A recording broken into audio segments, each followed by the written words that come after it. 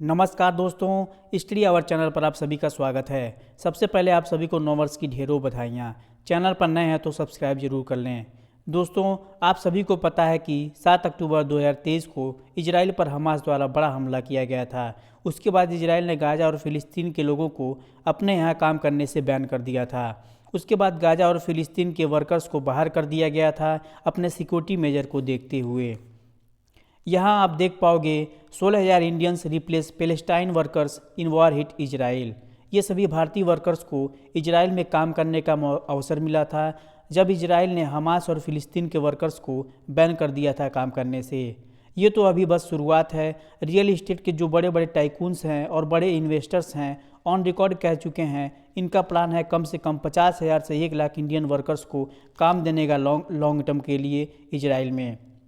और इनका प्लान है भारतीय वर्कर्स को अपने यहाँ, चाहे हेल्थ सेक्टर हो या कोई अदर सेक्टर हो, हर सेक्टर में इंडियंस को जॉब देने का। कारण ये है कि इंडियन वर्कर्स बाहर किसी और देश के वर्कर्स से ज़्यादा ईमानदार और ज़्यादा फोकस होते हैं काम को लेकर। अब आप यहाँ सोच रहे होंगे कि फिर इंडियन वर्कर्स की सेफ्टी का क्या।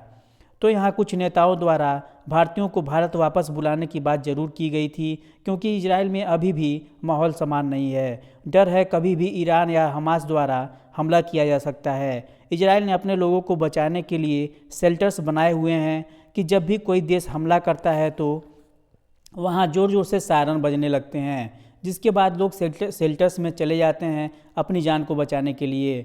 और जानने वाली बात यह है कि अभी जितने भी भारतीय वर्कर्स वहाँ काम कर रहे हैं, किसी को भी चोट लगने या किसी की जान जाने की कोई खबर नहीं आई है। अब यहाँ बात निकल कर आती है तो इससे इंडिया को क्या फ़ायदा है। तो इजराइल ने कहा है कि इजरायली कंपनी जल्द ही भारत में बिलियंस का इन्वेस्ट करने वाली है सेमीकंडक्टर को चिप को बनाने के लिए।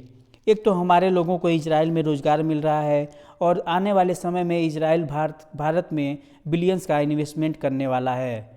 तो कहीं ना कहीं ये समझा जा सकता है कि भारतीय लोग इजराइल को डेवलप करने में भी मदद कर रहे हैं और रोज़गार भी कर रहे हैं। तो आने वाले समय में जो भी अपडेट होगा मैं वो लाता रहूँगा। वीडियो अगर पसंद आई हो तो लाइक, सब्सक्राइब और कमेंट ज़रूर कर दें। धन्यवाद।